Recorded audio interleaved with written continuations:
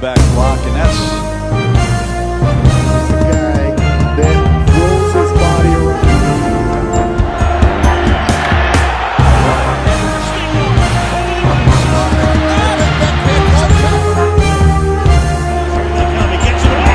Mike Drop Sports. Steel City Live. What is up, my friends? Welcome back to Mike Drop Sports and the show Steel City Live here on a big day, and it ain't easy. It is not easy being Omar Khan and company as the Pittsburgh Steelers. I feel like make a damn good move here. It was time to move on from Minkah Fitzpatrick, and that's just the way it is. It's just the way it is. Sometimes it's time to part ways, and I believe Minkah Fitzpatrick was at the point to where it was time to part ways. And the Pittsburgh Steelers made that move. They made that decision. You know, Minkah came to the part of his contract to where it wasn't going to hurt the Steelers in any way in terms of money, financially moving on from him, making trades with him. There wasn't going to be any type of financial implication considering there wasn't any more guaranteed money, nothing. They were just giving him in, trading him out, getting him gone. And Minkah Fitzpatrick, a guy that hasn't had a splash play really in 2.5 years. One forced fumble, one interception. It was time to move on. Is Jalen Ramsey that guy from the past? Nope. But he's pretty damn good. And we'll talk about that, and we'll talk about the addition of Jonnu Smith. And I think a lot of fans are overlooking the importance of that, and it may be the biggest piece of this trade, in my opinion. And we'll dive into that some more. We did talk about it earlier on a little bit of a live show as the news was breaking. However, we're going to dive into it in a more in-depth way. We'll talk about some of the undrafted rookie free agent that may be on the Pittsburgh Steelers roster that could potentially, do some spotty stuff at safety to try to fill the void by Minkah Fitzpatrick. What about a veteran moving back there, filling some of that role? It may be by committee. We don't know yet. Maybe they go out there and they get somebody off of the free agency market. Maybe a Simmons. There's a guy I think he was a Dolphin, I want to say. I'm not sure. I can't remember. But there's somebody out there that I can't remember their name. I'll have to look it up. But unless one of you guys can help me in the chat. That we'll look at there too. But there's tons of people. There are tons of people, and wide receiver seems to be something that they go after also. Let's go into the chat here. Mark, there he is, Javon Holland. That's who I was talking about. Maybe that is he a free agent or is he still on their roster? I can't remember. I think the Steelers should go and sign Javon Holland, free safety, 25 years old from the Miami Dolphins. I I was thinking he was a free safety, Mark. So you answered my question, or a free agent. I'm not sure about that though. Maybe he's not. What's up? There's Grand Medusa. What is up, big boy? How are you, my friend? Good to see you. Yes, best interactive chat on the web. It is, man. Big Sean in the house. I'm so pumped for this year. Let's go. That's from Big Sean. A Wall says, I loved the move. We officially have the best tight ends and corners. I think the tight end room is going to be the biggest one. I really, really do, guys. I really, really do. Uh, Grimadosa. I don't know why your name's coming up as Grim Medusa today for some reason. But anyway, weirdest silent rebuild. But as time goes on, things look way better. Thanks to Omar Khan, this dude is bringing back the pride of the Steelers organization. Yeah, this has been a quiet rebuild for the Pittsburgh Steelers. Really, a silent rebuild for a long time, but still remaining competitive. And I know it's been frustrating. It's been hella frustrating. I understand it. It's been definitely very, very frustrating, man. And I don't understand, why it's taken maybe so long, but they're starting to figure it out. The offensive line looks better. The defensive front, I mean, they've just added so much talent there. It's almost ridiculous. 13 players sit across that defensive front. You look at that and you say to yourself, that naturally should help the back end of the Steelers defense, regardless of who you add or who you subtract. It should just naturally happen. You look at the cornerbacks. You look at Joey Porter Jr. You look at Darius Slay. You look at Brendan Eccles. You look now at Jalen Ramsey. You look at another guy they signed at safety in Deshaun Elliott. You look at some of the other players that they could possibly sign. There are so many options for the Steelers team, and I believe this roster is better than last year. I believe it to be true. Maybe I'm wrong. Maybe I'm crazy. But I think the Steelers have definitely made some good moves here. Mark Collins, he signed with my Giants. Oh, okay. I was trying to think of him. I thought he was still out there for some reason. Let's go. What's up, Big JD in the house? What's up, JD? Daniel Barry Sports Highlights in the house. Hey, everyone. Happy Monday. Daniel, I never checked out your channel, and for some reason I clicked out on your name, and I seen you put out content. So everybody go make sure you check out Daniel and check out his stuff over there and support him, man. That was my fault. I just never checked it out and didn't know. So now I know, and no one's half the battle. So everybody make sure you check out Daniel Barry Sports Highlights. Grim Medusa, Barry, AWOL, Sean, JD, fellas. Yeah, man, we're all in the hizzy, baby. AWOL. Everybody keeps saying they're gonna put Ramsey as a safety. Would you? I, I don't think I would. I think he can still be a corner safety, no doubt about, or an edge safety, a cornerback out on the edges, or an edge cornerback rather. I wouldn't slide him back to the safety position right away. I mean, this is what I would do, my friends. I would utilize a committee of players that I can move around like chess pieces. I think the definitive roles and everybody being labeled as they have to be this is kind of starting to become a thing of a past. I think you want players that are versatile. You want players that can move around. And you play tons of sub package football, guys. Let's be real about this. You're not just lined up in your straight. This is my strong safety. This is my free safety. This is my left corner. This is my right corner. This is this. This is it. You're not lined up in those straight up packages all the time. You're not lined up in those definitive schemes, should I say. And that's not what they do anymore at the NFL level. And I think we should start teaching our youth football kids the same way, to be versatile, to move around, to be chess pieces on the chessboard. Guys that can do it all. Create packages that look different. Create packages that bring pressure and bring pressure in the pass game from different locations. And when I say pressure in the pass game, it's not just about pressuring the quarterback. It's about pressuring and pressing the wide receivers, causing disruption, causing timing issues, causing the quarterback not to be able to anticipate. Those are the things that I'm talking about. When I say apply pressure in the pass game, I am talking about a total encompassing of everything that you need to do. Everything. You need to put pressure on the passer from the edges of that defensive front. You need to put pressure from the middle of that defense. You need the linebackers to be versatile, have their heads up, playing heads up football, playing smart football, being able to come downhill, being able to read, pass, or run, being able to be just really, really good and smart football players. You need that to happen. You need the defensive backs to be able to cover without being guys that are mugging the wide receivers. In today's NFL, you can't even breathe on a wide receiver, but that's neither here nor there. You need those guys to be solid. You need them to yet be physical. You need them to cause disruption in the pass game, in the pass routes. You can't allow quarterbacks to have timing and rhythm. And I think when you look at the Steelers, they want players to do that. They want players that come up, they can be physical, they want ball hawks. That's what they're looking for. They want guys that are going to create splash plays. And when you look at Jalen Ramsey, let's just start with Jalen Ramsey tonight. 6'1", 208 pounds out of Florida State. A 2016 round one pick number 5 by the Jacksonville Jaguars. In the 2024 regular season, 39 solo tackles, 0 forced fumbles, 2 interceptions, and 11 passes defended. And this is a guy that quarterbacks shy away from. They don't throw at Jalen Ramsey. It's just once you get that reputation, balls don't come your way. It is what it is. So those are the stats for Jalen Ramsey. You look at the career.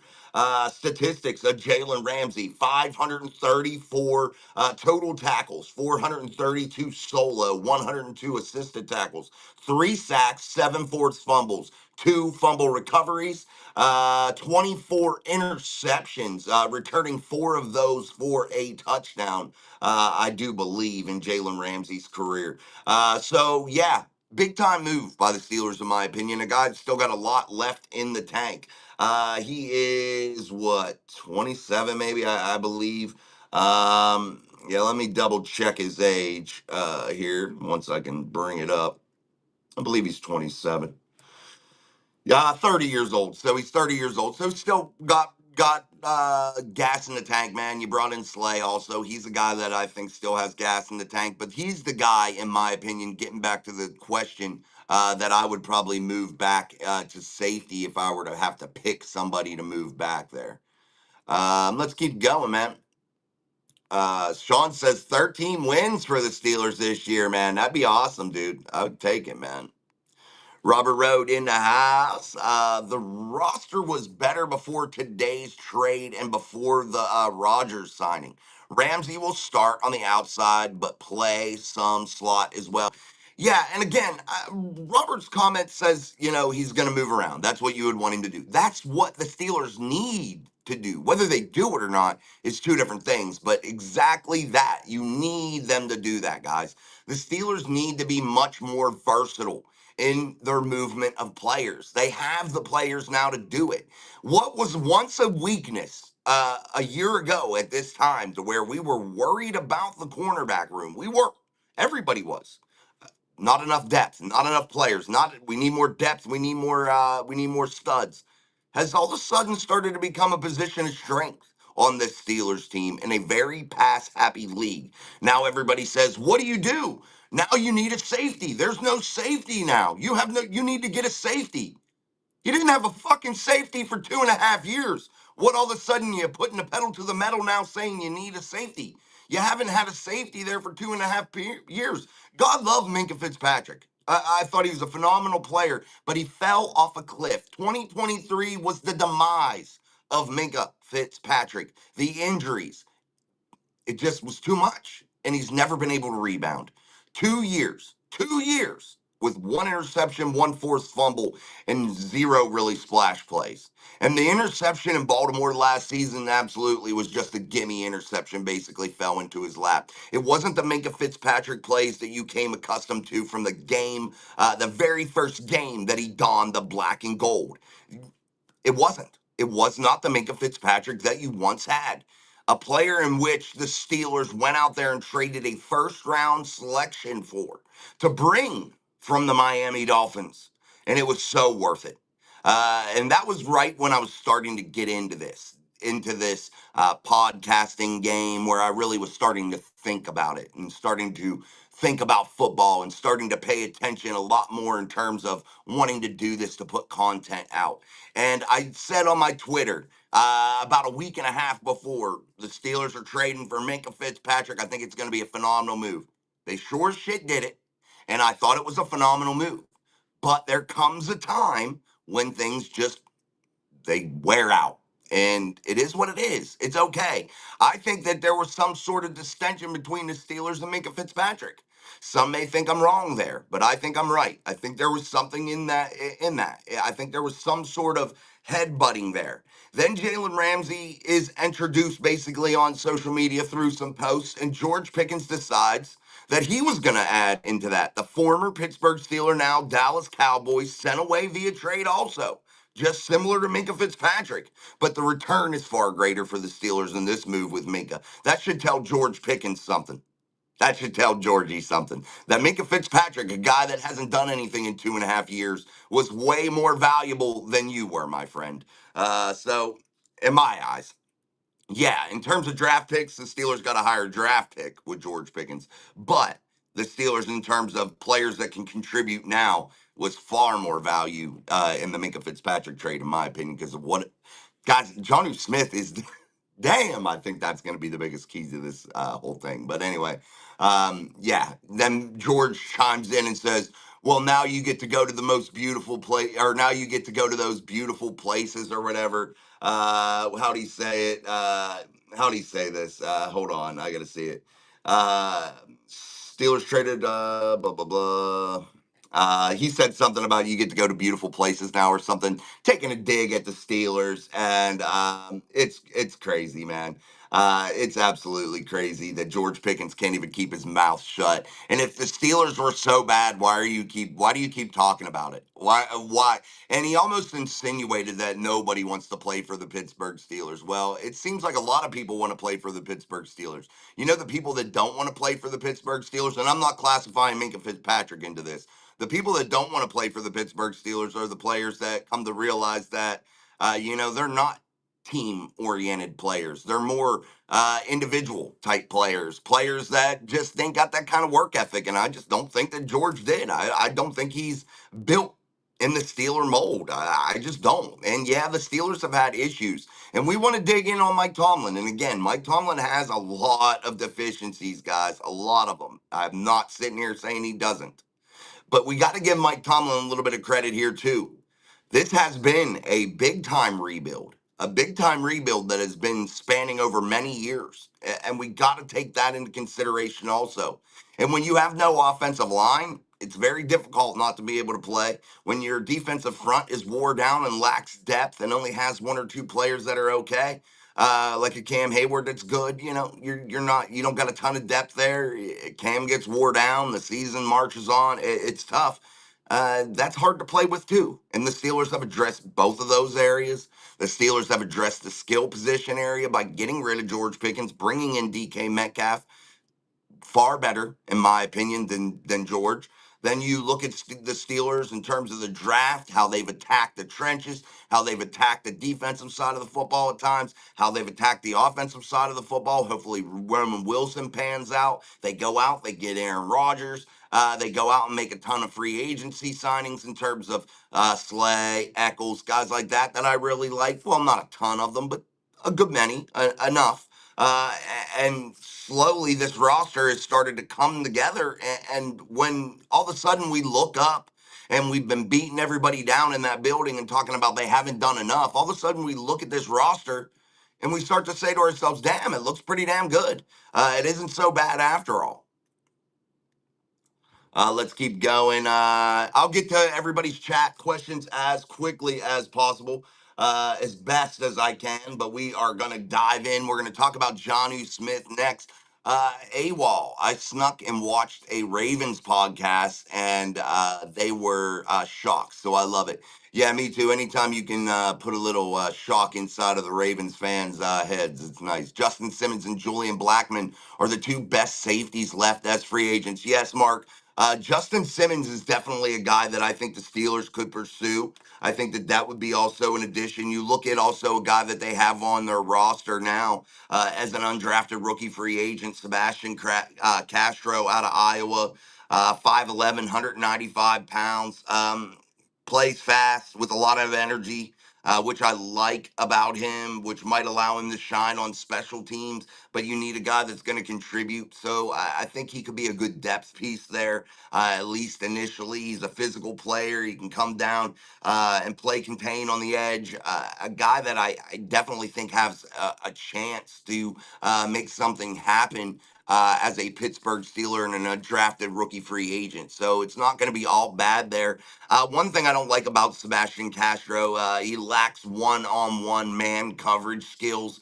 And I think he has to really work on that over the summer if he expects to be able to be a contributor. But again, the Steelers can use him situationally and bring him in as a depth piece, adding to just a rotation of guys and kind of handle the Minkah Fitzpatrick departure, maybe a little bit by committee, maybe sliding one of those veterans back there that's a cornerback in certain situations, adding Castro in certain situations if he's good enough to make the team, maybe going out in free agency and getting a Simmons or somebody like that. And then perhaps maybe even going out and making another trade because I don't think the Steelers are done. I don't think Omar Khan is done just yet. Jay Hook in Royals. What's up, Jay Hook? The chances we get two good Joe Hayden type years out of Slay were slim. A committee of players is better option. Absolutely, I don't care about the specific positions either, brother. Yeah, I don't care about that specific position, but again, I agree with what you're saying. Committee and adding more and more players, and again, I preach this so much, and the Steelers have lacked this, and that is depth. You cannot win in the NFL when your depth is lacking.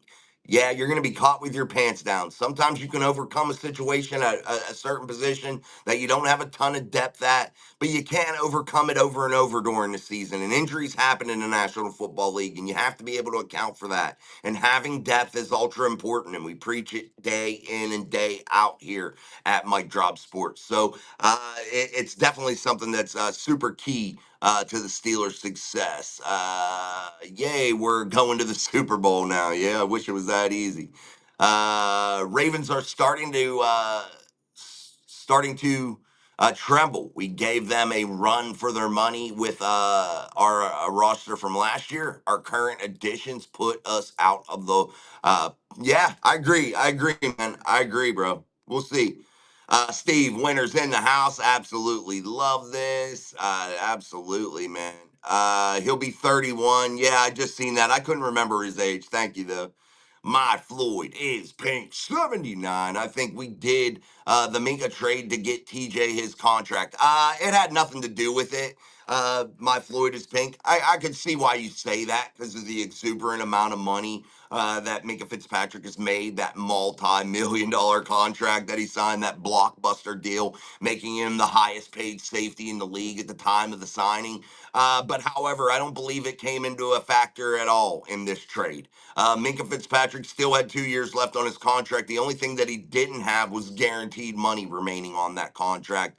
And if the Steelers were going to retain him, they were going to have to work it out in a more team friendly way anyhow. They weren't going to be able to continue to do business with Minkah Fitzpatrick at the pay rate he was making, considering the lack of production, the production fall off from Minkah Fitzpatrick. So I only think it would benefit them. Moving Minkah Fitzpatrick saves the Steelers about $4 million, I believe, in cap space, roughly, off the top of my head. And I may be wrong. It might be zero, but I believe it does give the Steelers $4 million in terms of available cap space. With what the Steelers are doing there, it doesn't move a significant amount of money with the Minkah Fitzpatrick trade. And now you add Jalen Ramsey and Jonnu Smith. Now you're taking on those contracts, and we have to remember those things also. When you add players, when you get players in return on these trades, you're adding their contracts also. So we'll have to see how that contractually all plays out, and I'll have to do a little bit more homework on that for you guys here at the channel. Let's move over to some more stuff here. Hugh, I'm thinking 17-0, first time ever Rodgers MVP and Ramsey Depoy. I wish, man. That'd be an amazing story. The others, Von Bell, T. Gibson, Jordan Pryor, or Poyer. Yeah, there's a lot of players out there, man. And again, the Steelers have a ton of options, and that's what I want to urge the fan base to take into consideration. There are a ton of available options in terms of where they could go, which direction they could take this. And everybody seems to forget so quickly that Deshaun Elliott was just signed, who played phenomenal, who played better than Minkah Fitzpatrick last year. Forced fumbles, recovered fumbles, had interceptions, played like Minkah did when Minkah first came to the Steelers. And the Steelers re-signed him to a 2-year extension. Now let's see if Deshaun Elliott can carry on that theme here in 2025. But I think the Deshaun Elliott move and the reworking and the re-signing in terms of a contract extension for Deshaun Elliott made the Steelers even more comfortable. Then you look at the way that there are options all around the place in terms of what direction the Steelers can take this, made the Steelers feel more comfortable than ever to separate from Minkah Fitzpatrick. And when you lay Jalen Ramsey and Jonnu Smith on the table from a troubled Miami Dolphins team that has to make moves like this to revamp their roster, to figure a lot of things out down there, it's a complete shit show. But they have to move on from some of their veteran players. They've been rumored and attached to the Steelers all off season, and now it becomes reality. So we'll see what happens here, but definitely going hard here. Mark Collins, M. Fitzpatrick was a big part of the problem on the Steelers' secondary problem last couple of years. Absolutely, man. Let's see here from Grim Medusa super chat coming in. We appreciate those super chats help contribute here to our work at Mike Drop Sports. We truly, truly appreciate that. Thank you. Thank you. Thank you, my friend. We truly appreciate that. Matt Burton in the house. I was a big Minkah fan, but I like this trade. Ramsey is a stud. Yeah, man, I like it too. We'll see what happens. AWOL, the crazy part about all of this, Omar Khan ain't even done yet. He's gonna use some of those draft picks to get a receiver for Aaron Rodgers. Yeah, it's not over yet, guys. There will be a signing of a receiver of significance here this summer. You can take that to the bank. You can remember I said it. I'm going to say it again, and I'm going to guarantee this. And I don't guarantee many things because it's stupid in the game of football to guarantee anything because things can take a twist and turn easily and things become crazy real quick. But I'm going to guarantee this. The Steelers figure out how to add a wide receiver of significance to play along with DK Metcalf and be his 1A.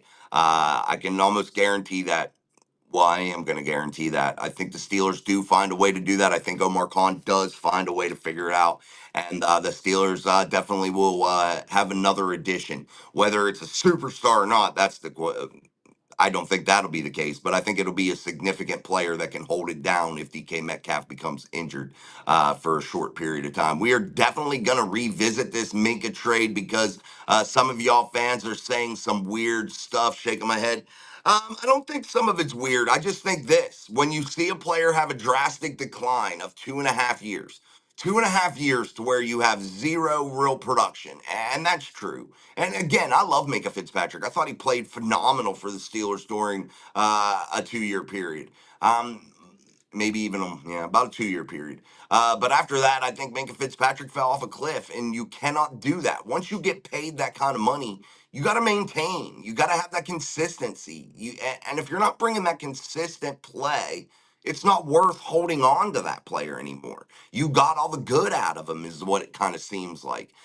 And once you're able to financially and contractually be free of that player, if the contract is kind of ridiculous, and Minkus kind of was, after a while, you don't want to pay somebody 17, $18 million per season that's not having any real production in terms of really game changing type plays. And we're talking over a 17 game season, including playoffs, where there is really nothing that's game changing coming out of that player. It's just not worth it. You could put anybody back there, somebody that makes, $1 million a year to not have any game changing plays from that player. It is. It is what it is. I'm still bang bang Steeler gang. You know it, AWOL. Your names are all different on here tonight. Some of you, like Grim Medusa.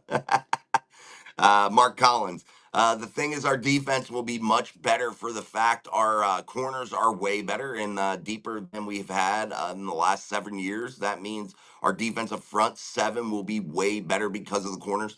I don't think the corners play reflects the defensive front. I don't think the corners can reflect what the defensive front does. I don't think what they do changes anything the defensive front does. Now, I do think if you flip that around, if the defensive front applies pressure up the middle, the defensive front is able to play the run game really well. They don't get sold and bit on and bite on the play action pass, and they are effective in terms of disruption in the backfield up the middle of that Steelers defense. Now, I think that can be a direct reflection back to the defensive backs, the corners in particular, the safeties. I think that can be the case. I don't think the cornerback play has any bearing on what the defensive front does, unless they're locked down. There's nobody open whatsoever. Which this is the NFL. They're not allowed to really touch these guys after a couple feet. What it seems like. So that's not going to be the case. These guys will eventually get open, and definitely the defensive front, in my eyes, is where that major factor would be, not vice versa. That's just my opinion. Again, I could be wrong, but that's just my opinion. But you're right about that. We are way better than we were.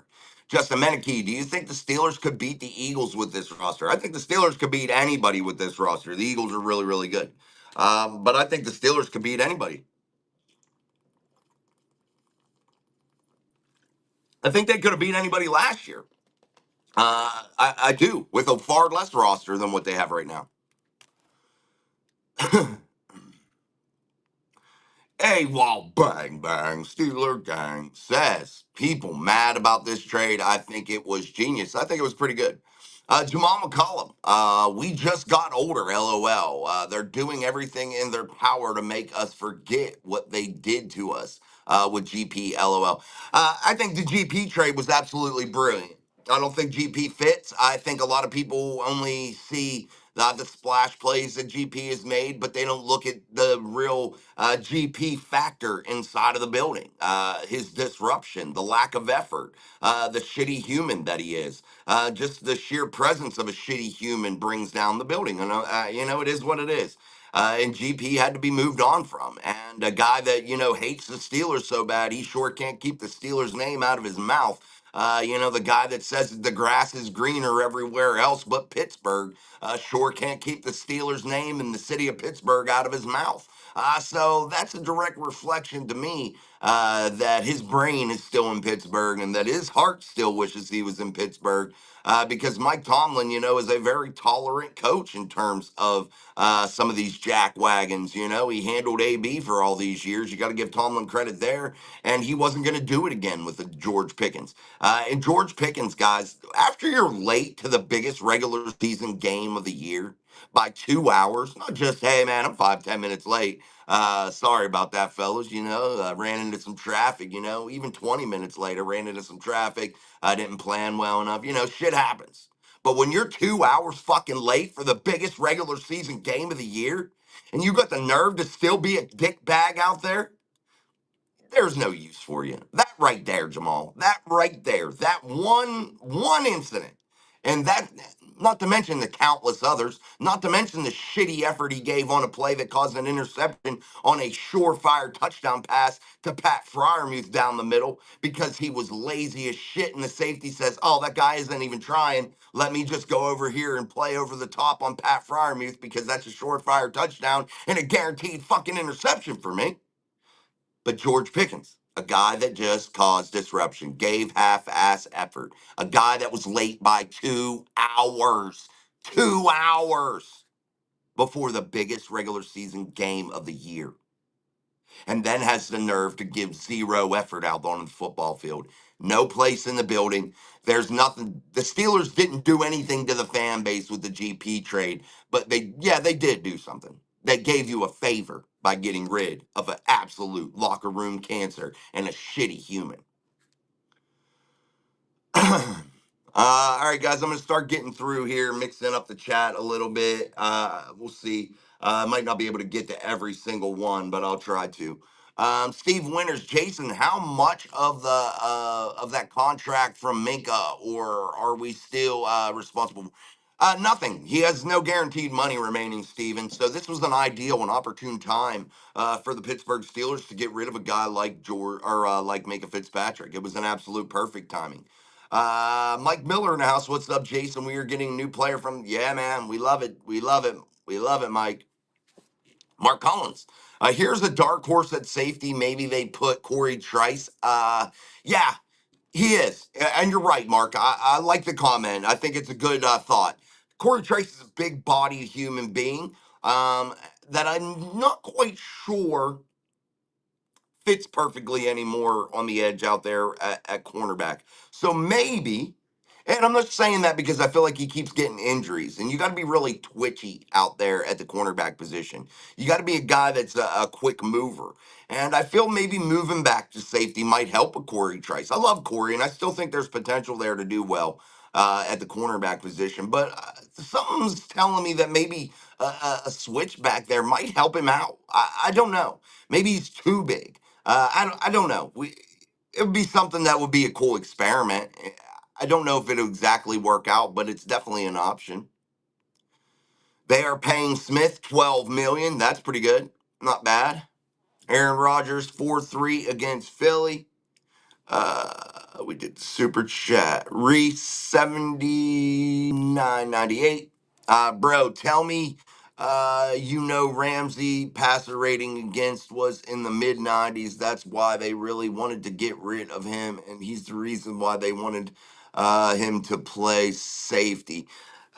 you, I can't take every season and nitpick every little thing about every single number of every year. There's a lot of variables that go into it, and I haven't broken down Jalen Ramsey's complete year by year yet, and I will. I'll go through and look at it, and I'll give you a real thought process on it. But when I look at his overall body of work, I'm not going to sit there and act like he's not a good corner. Or that he's just fallen off a cliff, because I don't believe that to be the case. Can people have down years here and there? Yeah. When we talk about Minkah Fitzpatrick, it became a pattern over and over. You're going 2.5 years without any splash plays. Jalen Ramsey just last year had 2 interceptions. That's more interceptions in 2024 than Minkah Fitzpatrick's had in 2.5 fucking years. Uh, you know, so it is what it is. And what's he have career like 20 something, 24 something career interceptions? So I'll take it for now, and I'll go through. I'll be fair, Reese. I'll do a real breakdown of it. I just haven't yet. AWOL, bang bang, Steeler gang. I can't wait to see what Omar Khan does next. Me too, man.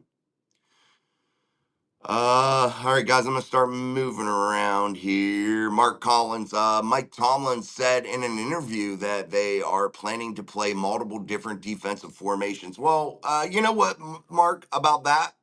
He should have thought about that a long fucking time ago. And they do always play multiple defensive formations. They're in sub-package football a lot. If that's what we're talking about, they're not going to switch to a 4-3 base. Like that will never happen because they don't have the personnel, first of all, just simply they don't have it.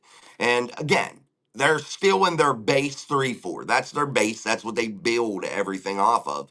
But as far as different defensive formations, they always do it. It's just how exotic and how elaborate and how much do you change. But they play tons of sub package football. You're in the nickel a lot. You're in the dime a lot, especially when you're the Steelers late in the year, getting gashed. You're adjusting a lot.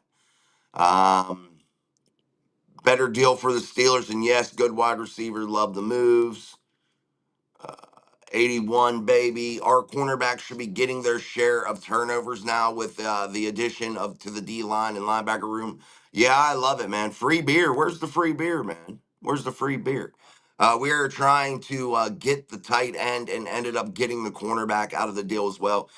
Yeah, let's talk about the tight end, Jonnu Smith. I want you guys to put your comments in there about Jonnu Smith and what you guys like or dislike about Jonnu, and what your thoughts are about that. But I do simply believe the Pittsburgh Steelers have created a defense or a tight end room that hasn't been seen since you saw Aaron Hernandez and Rob Gronkowski inside of the Patriots building. Now, is it quite as good? I don't think so, because those were two special generational talent type athletes at the tight end position. But I think it's damn good, and I don't think you've seen a tight end room that has the versatile weapons that you now see the Pittsburgh Steelers to possess. You look at Jonnu Smith's 2024 regular season, 88 catches for 884 yards and 8 touchdowns. That was tied for 13th in the league amongst tight ends, averaging about 10 yards per catch. He was drafted in 2017 in the third round, pick 100 by the Tennessee Titans. He's 6'3", 248 pounds of lean, mean steel, baby. So yes, he definitely is a big boy. 6'3", we like that. We like that weight. We like that 200 and some pounds, 248, I believe. Yeah, so we like that. 307 career catches on 433 targets. That means he gobbles them up, man. He definitely catches the football. 3,307 yards averaging career. He averages 10.8 yards per catch. He has 28 touchdowns during his career, which I like, definitely. He has scored 63 from 63 yards out as his long. Um, I like him, man. I like him. He's only lost 2 fumbles. He's fumbled 6 times since 2017 when he was drafted. in his NFL career. He's fumbled 6 times total, and that's in an 8-year season or 8-year career. 6 fumbles and 2 loss. So definitely like Jonnu Smith, and I think he's going to be a big time addition to play, not to replace Pat Fryermuth, but to play with Pat Fryermuth and Darnell Washington and be utilized in a big way with guys like Fryermuth and Darnell Washington together in a big package, that 12, 13 personnel, those jumbo sets. The Steelers are now more versatile there. They are going to be able to pass out of that formation with ease because they have good pass catching tight ends and tight ends, hopefully, that can block really well. We know Darnell can. Jonnu's a bigger, thicker boy. Maybe he'll get it done too in the blocking game. I got to do a little bit more research on him too and watch some more tape. But you look at Pat Fryermuth, excellent pass catcher, can be like a slot type receiver if needed. Definitely, I think it adds a lot of versatility, man. And you're going to be able to come out in some different looks and stay heavy, stay in that run game formation, but still be able to work in play action pass, still be able to run the football effectively because of the packages that you have in there, which in turn, I think benefits the Steelers in a big way. I think the Steelers are going to be tremendous at controlling the time of possession this year. I think they're going to excel in that category, and I think they're going to be able to move the chains effectively and keep on rhythm, keeping pace, and be able to hit those big splash plays because they might lull you to sleep by running the football and using the tight end and then just bam, smash you and gash you. So I think there's a lot here. I do. And I think Jonnu Smith is going to end up being the best part of this trade for the Steelers because I think it just makes that tight end room so much more versatile, man. I really, really do.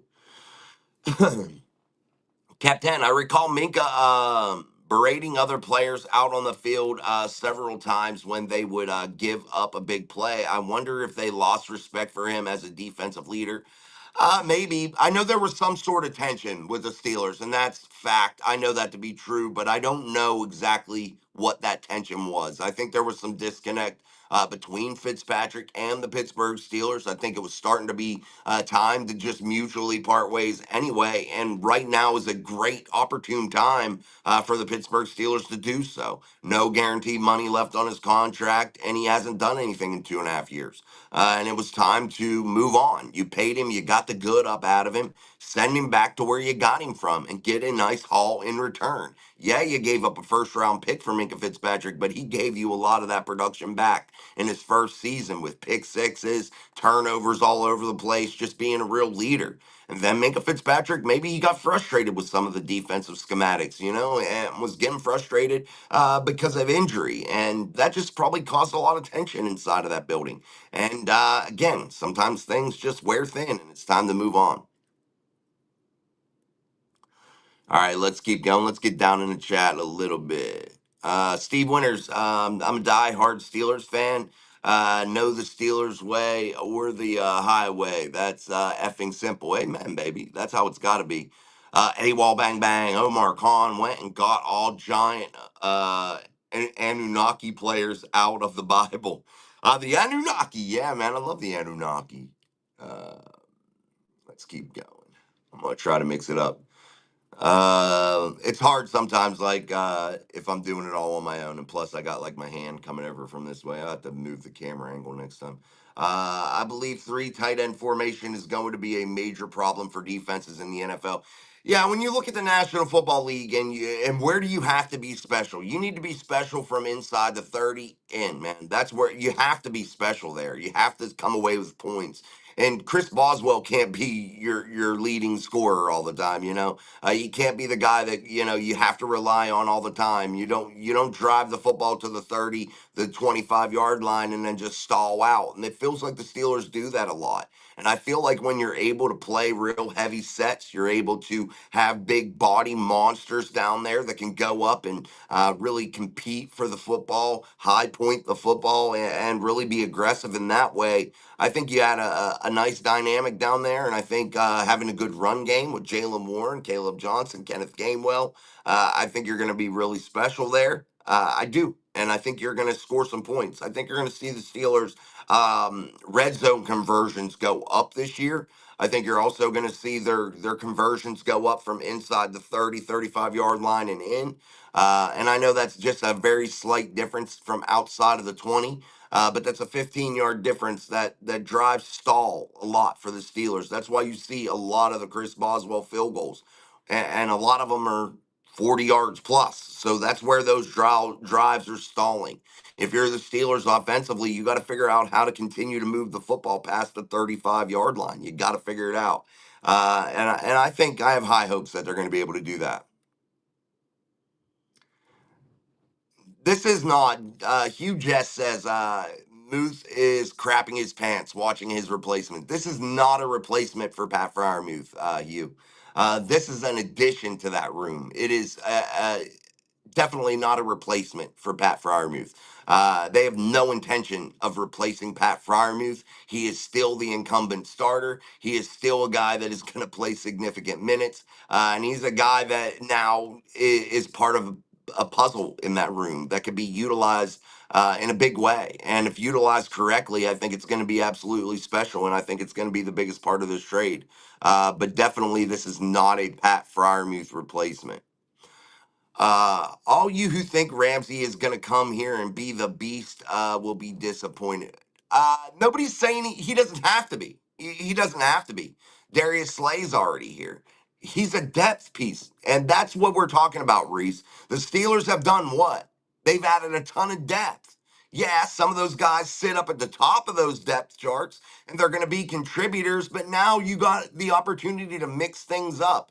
Now you have the ability to not have to keep Darius Slay out there for 95% of the snaps during the game, 96, 97% of the snaps, sometimes even 100% of the snaps. You don't have to do that now. You have Jalen Ramsey. You have Brendan Eccles who can play inside and out. You have Darius Slay. You have Joey Porter Jr. You have Corey Trice. You have depth. You are allowed to keep fresh players out there. There is no rule that says Jalen Ramsey goes to the left cornerback position and he doesn't leave.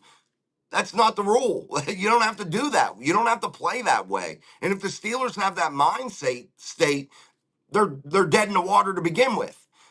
If the Steelers approach this in the way that they should, and that is you have a ton of depth, use it, then they'll be really, really good. And you won't have these problems where somebody has to be a beast, somebody has to carry the team. Nobody has to carry the team in the ultimate team game. And a lot of people lose focus of that. They focus on a couple key players and think that that's all you worry about. No, this is a team sport. Focus on everybody. Utilize the most important part of this football team, and that's the depth. And utilize that in a big, big way to help you out. Greg, Jenny, I don't know who that is. Said today that Rodgers will use those three tight ends. He loves the tight ends. Yeah, I don't know who the hell that is, Mark. Sorry. Greg Jennings, maybe? Is that what you're saying? I don't listen to a lot of those national guys, even the former players. I don't, not a lot of them. So yeah, I think you mean Greg Jennings. So I didn't hear it, but yeah, he will definitely use those tight ends, no doubt about it. Uh, and also, which players on the football field benefit from the play action pass the most? It's the tight ends, to be honest, because usually you're trying to dump it into the middle of the field. You're trying to dump it on those quick outs or those drags across the field. That's what you're trying to do usually with those play actions if you can't hit the deep ball. And you can't hit the deep ball every time. And this gives the Steelers another layer. You don't have to push it downfield every single time. You have those options in the tight end room to where the slot receivers, the tight ends, you're going to be able to utilize them. You're going to be able to mix things up. No team is going to be able to load up on one particular area. And that's the blessing of what they've done. And adding the depth, adding the rotational pieces. That's the blessing, guys. Now it keeps defenses guessing, and a lot of people take that out of account. It's true. You have to understand that as a fan, that all these pieces that can rotate now add so many different layers to what the Steelers can do.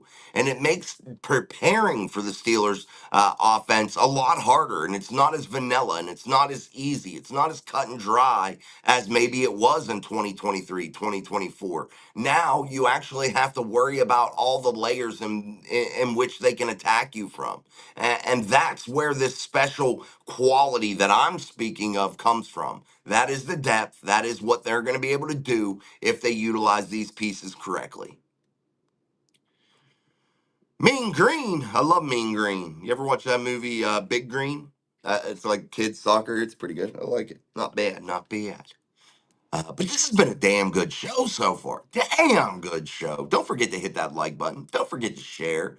Don't forget to just simply make comments, man. And if you're not subscribed, what the hell are you waiting for, man? This is the place to be. Join Mike Drop Sports. And also, I want to make sure you guys do this. Go over to TikTok.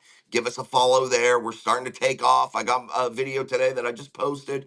We're approaching that 4,000, 5,000 view mark. So that's pretty awesome for an account that just started really posting on there. Don't forget to follow us on X and go over and like and follow us on Facebook.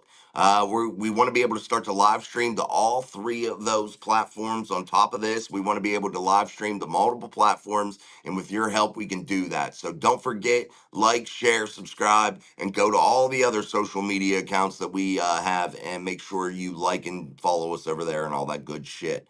We truly appreciate that. What's up, Big Russ in the chat? What's up, Jason in the chat? And no, I don't like who we got for Minkah. Two guys who probably 2-3 years left, and Minkah had 6. I don't know if Minkah did have 6, Russ. I don't know if I can agree with you there, man. I like to trade a lot. Minkah Fitzpatrick fell off a cliff. What has he done for you over 2.5 years? And I know people will say, well, he ranks up there as one of the leading tacklers. Guys, that's not a good thing. Minkah Fitzpatrick being a leading tackler on the football team is not good. It's not good. That means you've had catastrophic failures inside of your run defense. That's what that means. That means you've had players catching the ball and running free throughout the secondary. That's what that means. It's not a good thing for Minkah Fitzpatrick to lead the team in tackles. That means you're getting fucking gashed. You know what I mean? So yeah, I'm not sure Minkah has 6. I'm not sure what Minkah's deal is. And I don't think they mutually wanted to be together anymore. And that's something we can't fight, you know? And I just don't think we know every piece of the puzzle there.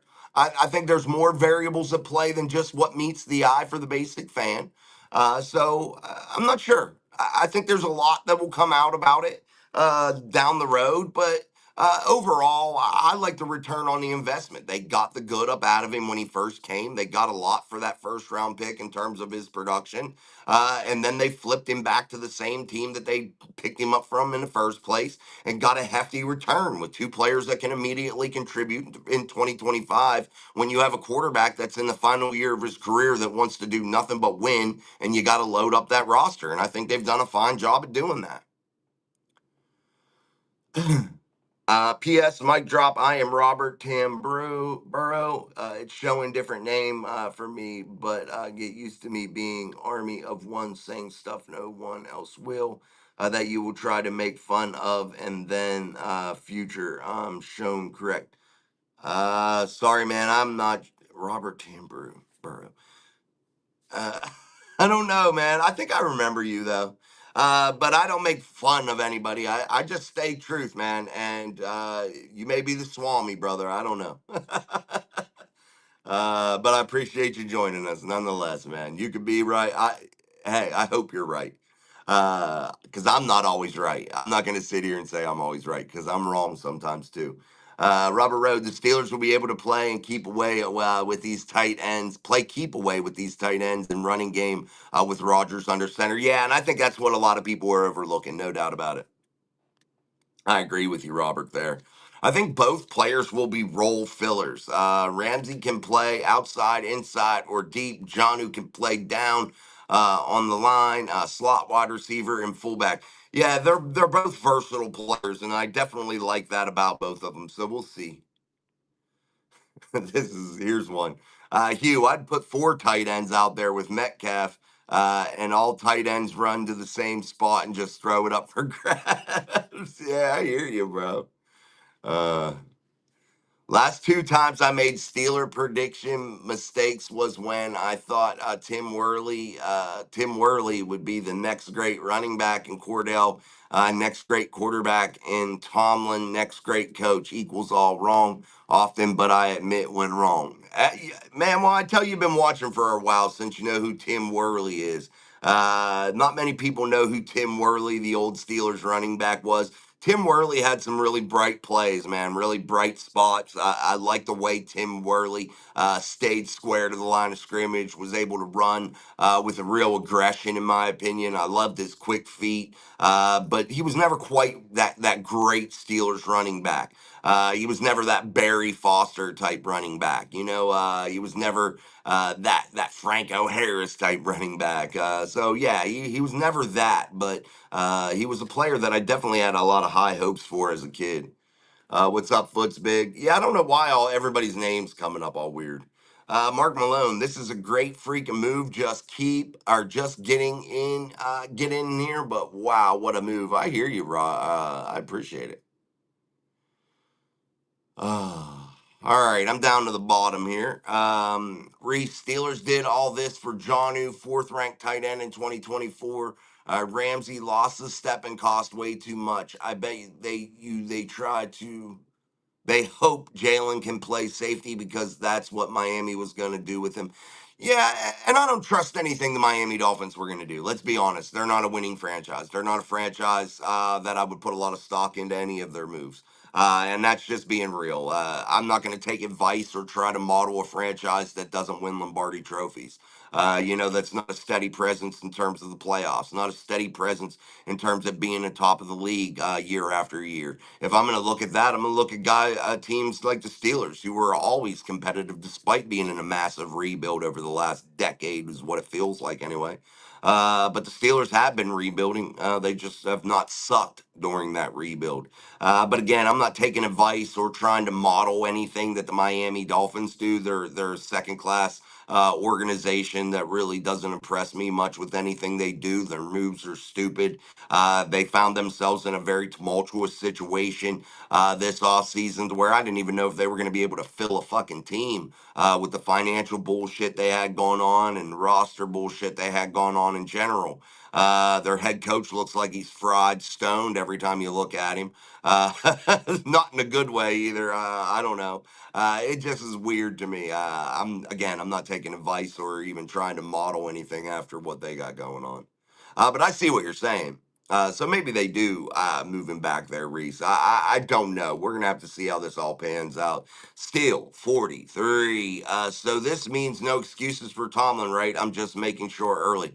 I don't think Mike Tomlin should be able to make excuses anymore. Yeah, I understand the team's been rebuilding. I get that. I understand they've been lacking a franchise quarterback. I get that.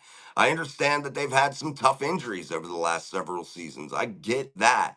But I think Mike Tomlin's excuse days are over. I think it's time to put up or shut up. He is the one that lobbied for Aaron Rodgers. He is the one that wanted Aaron Rodgers more than anybody in that building, and he got his way.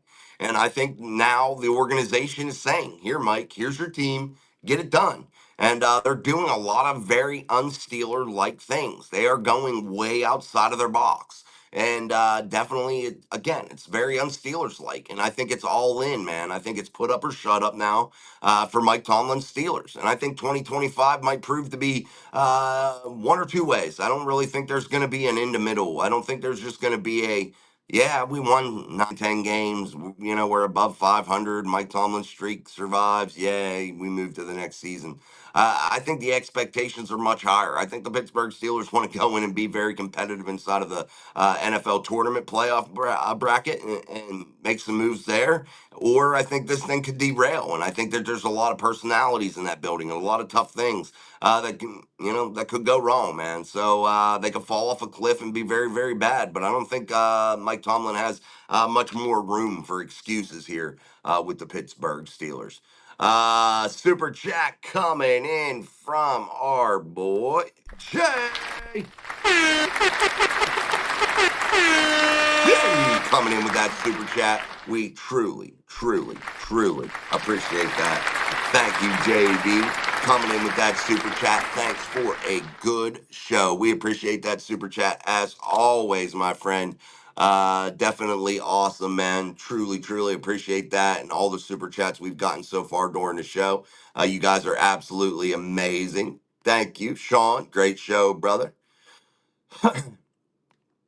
He says Franco Harris had the Italian army. Yeah, he did, man. The Franco's Italian army. You remember there's other ones, the Banizak bunch. Bunch of them, man. They all had their own little fan clubs, man. TJ Black, NGL, this one puts Tomlin on the hot seat. And if Minkah has a career year and Ramsey and Smith are non factors, Tomlin has to go. Two, they need safety. I want Blackman or Simmons. Yeah, I mean, there's always a possibility with any trade that, you know, the players you get in return could suck and the player that you sent off could have a phenomenal year. There's always that. Definitely, that could definitely happen. You know what I mean? Definitely happen. All right, guys, Lambert's Lunatics. I remember that one. Yeah, I remember all that. Hugh says Mike Tomlin is Marvin Lewis 2.0. Yeah, the only difference between Mike Tomlin and Marvin Lewis is that Mike Tomlin has won a Super Bowl and has played in two, coached in two. So that's the only difference between Marvin Lewis and Mike Tomlin. So we got to give Mike Tomlin a little bit more credit than Marvin Lewis. What's up, West Philly Black in the house? Jalen Ramsey and Aaron Rodgers on the Steelers. These guys are both head cases. Good luck with those cats. Hell, just bring back Antonio Brown. I think Antonio Brown's going to go to jail. Rob Lightfoot, I love this trade. Omar did a great job again. Now let's get that wide receiver number 2 and swing tackle. I don't think you're finding a swing tackle anywhere, Rob. I hate to say that, man. And if you do, you're going to pay through the nose. Teams don't get rid of quality offensive line pieces. Not at this juncture of the offseason. You kind of are what you are. And you're going to have to find diamonds in the rough with guys that nobody wants kind of deal that, you know, maybe get cut from another team or something. That's the only way you find anybody on the offensive line at this point in the season. They're too valuable when teams don't get rid of them. As far as the wide receiver number 2, guys, I will tell you this before training camp starts or during training camp, but it will be before, I think, the first preseason game in my eyes. I think the Steelers make a move for a wide receiver of significance, and I'm pretty much guaranteeing that. You can just sit back, watch, pop your popcorn, and enjoy the ride because I think the Steelers are definitely going to make that move. Tom Ford in the house. I'll get 100% correct. Take to Tom University. Tom Ford, you watch now that we want Mike Tomlin out so bad. Aaron Rodgers will get hurt, and then Will Howard is going to come and bail the Steelers out. I wouldn't be mad about it, Tom. I would not be mad about it. Remember a young Ben Roethlisberger sitting behind a Tommy Maddox. You know, you had a 21-year-old Ben Roethlisberger sitting behind you. That means you don't get hurt. And then Ben comes in and lights it up. You know, that could always happen. And, you know, that'll be good for Will, shitty for Aaron, but good for Mike Tomlin, too. But you never know. You never know what magical ride you could have during the season. Yeah, I hope. I hope not, but they got a lot of draft capital, Tom. We'll see what happens, buddy. All right, guys, I got to wrap it up. My voice is starting to hurt. Sorry, I lost my enthusiasm there. But definitely, man, we're gonna get up out of here and get moving. Let me get this comment out. Sorry. All right, we're gonna get up out of here. I'll leave you guys with the best intro outro in the business. That's here on Mike Drop Sports. We truly, truly appreciate that. Thank you. This is Jay Hook's work, so you all remember that. But we're gonna get up out of here, man. And if I didn't get to your comment today, make sure you join us. We'll be back Wednesday. I have youth football practice tomorrow, so Wednesday.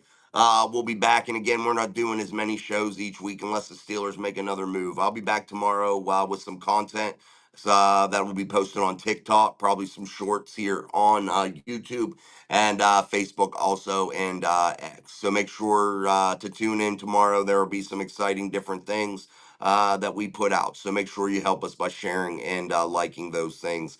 And again, thank you for all the super chats. And till tomorrow, man. We'll see you, my friends. Power takes the approach as a coach. Let's go. Let's go. It's a field back block, and that's